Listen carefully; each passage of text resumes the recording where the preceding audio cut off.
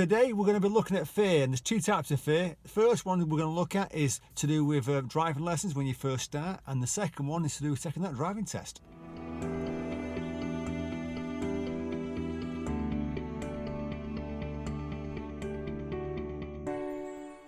There's two situations of fear. One's the driving test and one's the driving lessons. So if we just talk about the driving lessons first, and we'll come back to driving tests second. With the driving lessons, I'll pick up people on the first lesson, and I ask them how they are, introduce themselves and so on. And most people will tell you straight, "Oh, I'm a bit worried, I'm a bit scared." And I say, "So what's the problem? What's worrying you?" "Well, I'm worried I'm gonna drive the car into a lamppost," which might sound a bit silly for someone who's had a few lessons, but the first lesson you never drove. If you've never driven a car, the thought of driving a machine that's half a ton of metal will scare you. And the fact that you don't know how to control it, so you don't understand it, you don't understand what to do, that's the fear. You're worried that you're going to make a mistake. I'm worried I'm going to hit the lamppost. I'm worried I'm going to mount the curb or bang the curb. I'm worried I'm going to stall the car, or I'm worried I'm going to go around the corner on the wrong side of the road, they'll say. So I'll say, well, firstly, I try and reassure you that I've got another dual control down there, so I've got a brake. So if you start to go towards something that you're not supposed to go to, I'll slow you down with the brake, and I'll even step in and steer the wheel a little bit to help you. But don't forget, I'll be talking you through what to do, and so when it comes to steering, I'll explain what we're going to do. And as long as you understand things and you practice it, you'll get good at it, and the fear disappears then. Because you're not sure to go how much to turn the wheel, go around a corner. So that's the fear, isn't it? I don't know what I'm doing. And the instructor will be there to help you, and they'll talk you through things. And eventually, after the first lesson, second lesson, the fear of moving off and going around the corners and steering will disappear. You're not going to worry about the curb or the corner or staying on your side of the road, because you know you can do it. But then becomes the next lesson, doesn't it? So every time you're waiting for your driving instructor to arrive, you're going to get butterflies, because it's a little bit of stress of waiting and thinking, I'm not sure what's going to happen today. I'm a little bit worried. Because even though your instructor might have said to you, we're going to do this today, we're going to continue where we left off, but we're going to include this today. So we're going to do a manoeuvre. We're going to do a park on the right, on the wrong side of the road, facing cars coming towards me. I'm going to hit them. That's what could cross your mind. But before you do that, the instructor's going to explain what we're going to do together, me and you kind of thing. So it'll relieve that stress, and you'll know what you're going to do. And you'll know that the instructor is going to be next to you to help you, to make sure you don't do mistakes. And knowing that will relieve that fear and the stress and the anxiety that creeps in. And they'll just keep doing that. And as you get better and better, you get more confident. Because you understand what you want to do, and you realise there's a moment in your driving when you realise that the instructor next to you is not actually helping you, because you're doing it all on your own. And it's a little light bulb moment where you think, oh, I can drive. And it's quite exciting for you, because and it tends to happen with a lot of people when they start to do independent driving, when the instructor explains to them what they're going to do, and they might have a go, and then the next time when the instructor says, well, I'll tell you what, I won't help you on this one if that's all right, and I'll let you try it on your own.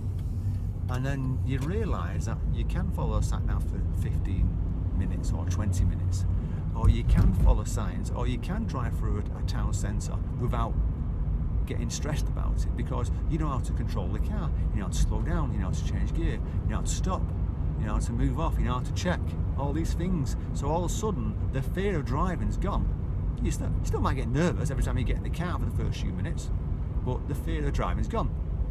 So then your instructor says to you, let's book the driving test. The fear is back again, isn't it? Because it's the unknown. You know how to drive, but you don't know how to take the driving test because you've never done it. And this is what you've got to say is, if you understand what to do, then you'll be better at it.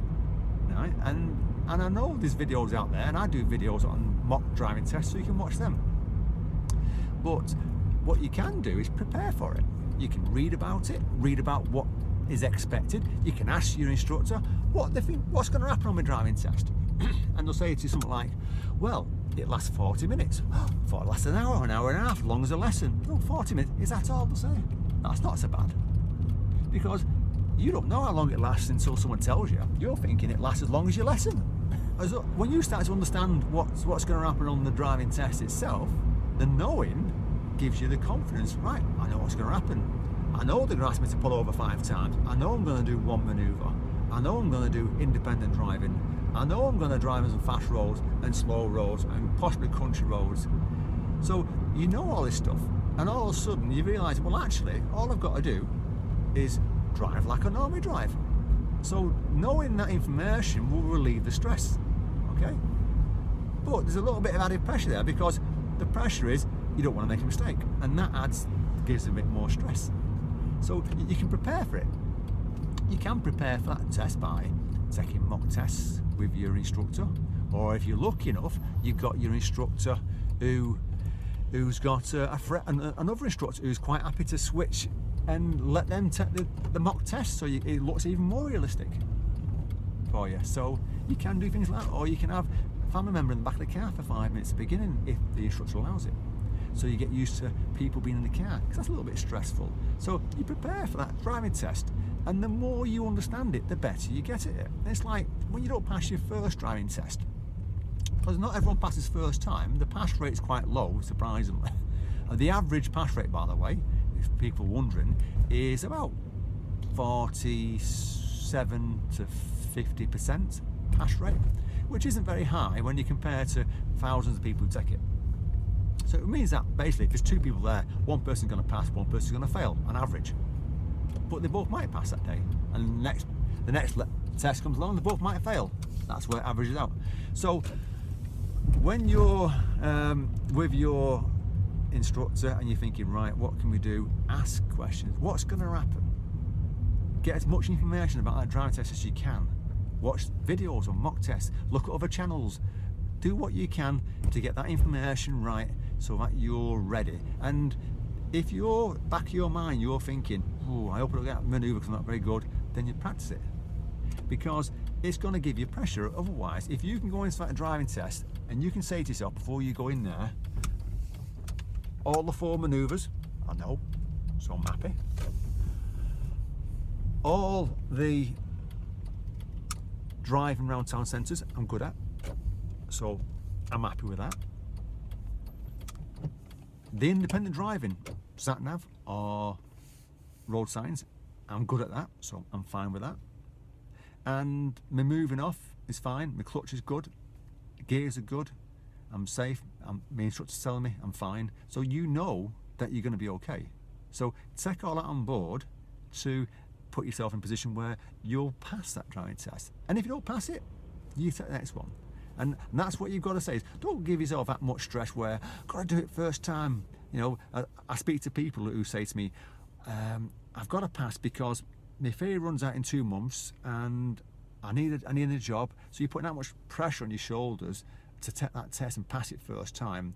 You're kind of destined to fail. So you've got to say to yourself, take that pressure out, chuck it behind you, and just concentrate on your driving. So when you're on that driving test, forget about the fact that you've got a theory runs out in 2 months, because you can always rebook another theory, or you can always retake the test before the theory runs out, because you can get a cancellation.